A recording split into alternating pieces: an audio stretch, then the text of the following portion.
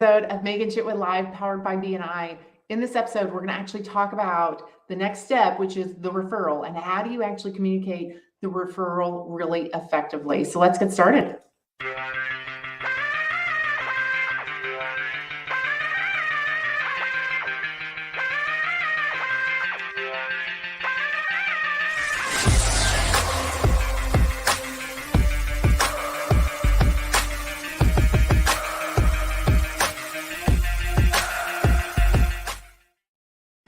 As you know, you can catch us every Monday at 9 a.m. Central Time on Facebook, YouTube, and Twitter, as well as LinkedIn Live now. And you can always catch the replay on Instagram as well. So let's talk about our steps, right? So we're talking about the steps in the referral process that then helps lead us to increasing our business by 30% or more in the year. All right. So step one, trust, right? We have to build trust. Step two is we have to get enough knowledge about what you do and how you do it so that we can speak intelligently about your business.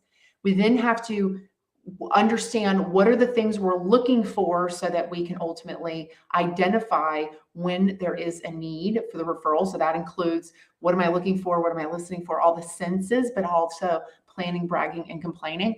And then how do you offer me up as a solution? How do you offer me up as a solution so that the person is likely to do business with me because of how you've served it up? And today we're going to talk about actually passing the referral. So sometimes you think, okay, I'm just going to call a person up and say, hey, call this person, and they're waiting for your phone call. Or I'll text, hey, you should follow up with so-and-so. Well, it's really important in the sales process overall that you have a clear way of communicating how good this referral actually is. Okay, so it's really important, one, that you tell everyone kind of where you left off so that they know how to pick it up and take it the rest of the way. Have you ever had that experience at the doctor's office where they say, here, you need to fill out the forms, and you start and you fill out the form at the top and it asks you for your name and your address and all those kinds of things. And then you continue filling out the forms. And then you flip to the next page and they ask you for your name and your phone number and your address. It's like, I've already given you all of this information. So when a referral partner is setting you up as a solution for the referral, sometimes they've gotten that kind of far down the sales process for you because they've identified the need and they've offered you up as a solution. So you need to really communicate with them what you have done so that they can then pick it up from there and move it forward instead of starting all over again from the very beginning and kind of and basically ultimately repeating any steps within the process. Because referrals, tend to close a lot more easily than you going out and prospecting. So the other thing is just because it was a referral, it's highly more likely to close. Thus, you don't have to be so salesy about it. All right. So that's what's really important to think about. So in BNI, we have a scale that we use. So if you're a BNI member, you've got the mobile app, right? You've got the mobile app where you put in the name of the referral and the contact information about the referral. And then you get down to the 1 through 5, right? The 1 through 5. And most people think, well, I just need to tell them how hot they are to buy, right? That's what the 1 through 5 is. That is actually not what the 1 through 5 is when it comes to passing referrals, right? So when you're talking about referrals, you need to talk about what type of referral you actually pass. So there are 5 major types of referrals. The first one is authorizing the prospect to use your name and to get great service. So it sounds something like, Alice is expecting your phone call. Be sure to mention my name. Now, some people might think that this is a lead. It's not a lead. Because I've already talked to them and I've qualified them. I'm just then telling you to go do the rest of it, right? I've already talked to Alice, and Alice knows that you're going to be is expecting your call. So when you call Alice and you say Megan sent you, they should already know that. They should remember if I've set it up really, really well. So that's a 1, right? That's putting all the effort on you and getting you completely set up. Number 2 is I'm passing on a letter, email, text recommendation. I love these. I love a level 2. It's done usually as a communication where you introduce that person to, introduce the two people to the other. What this looks like is, Bob, I want to introduce you to Sue.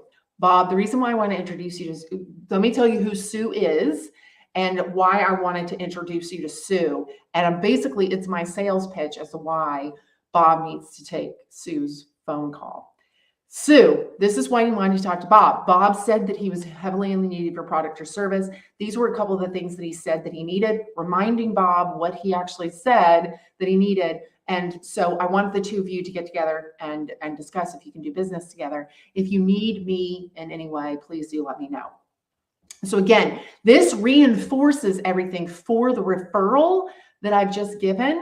And it also, again, gives me that opportunity to offer the person up as the solution to the problem, right? So it lets me review some of that with everyone. And then if I can do it if I can really hype up both sides really, really effectively, they're just more likely to do business together again.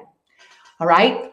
3. Okay. So that was number 2. 3, begin to qualify the need of the prospect and provide the solution. And then I'm going to explain how that can be the solution provider. Okay. So 2 is an email, is a note communication that is probably, the way I just said it, it's probably even better for referral partners. This is what I think you two need to talk about. 3 is when I get into, I can still do it by a letter of recommendation. I can also go in deeper. This is taking me deeper into the sales process. But I have identified that need and I've provided the solution. This process that we're talking about, the 7 steps, is really to get a 3 or above. A 3 will be, if you're doing these 7 steps every single time, you will have a level 3 referral every single time because you have gone ahead and qualified that need and then offered them up as a solution. So that is a 3. That can be done by phone. That can be done by an email communication as well. 4, we've qualified the need and scheduled the appointment. Okay. Qualified the need and gone ahead and scheduled the appointment. What this looks like is, okay, you're ready to buy a car. You're really interested in buying a car. Are you available Saturday? They say, yes, I'm available Saturday. They're great. I'm going to pull out my phone and I'm going to call my referral partner at the car dealership. And I'm going to say, he's available Saturday. Can you meet with him on Saturday? What time? Okay, he's available at 2:00. Does that work for you? Yes. So I just set up the time for them to actually meet. Imagine if you're sitting there with a referral and you go, let me actually just go ahead and give the person a call right now. That has a huge impact. Just like, I'm going to do a little faux pas because we don't usually use these anymore. Just like pulling out someone else's business card has an impact. If I pull out somebody else's business card because I am promoting their business, how much more dedicated do I look? How much more does it look like I actually really believe in that particular person? So pulling out the phone and going ahead and getting that referral set up is absolutely fantastic and is level 4. I do also recommend business cards every once in a while for maximum impact. And then 5, we're going to qualify the need, schedule the meeting, and I'm going to actually be there to help facilitate the conversation. This is really, really good when I'm introducing someone to a referral partner. My friend Shirley Town does this brilliantly in her area in South Carolina. She has her referral partner and the two of them go to lunch with her targeted referral. And they go to a nice lunch. We are wining and dining people here. And the three parties are there to actually facilitate. So the party that's referring is there to actually facilitate the conversation. This can have a huge impact because sometimes when people get together, they don't know why they really need to talk.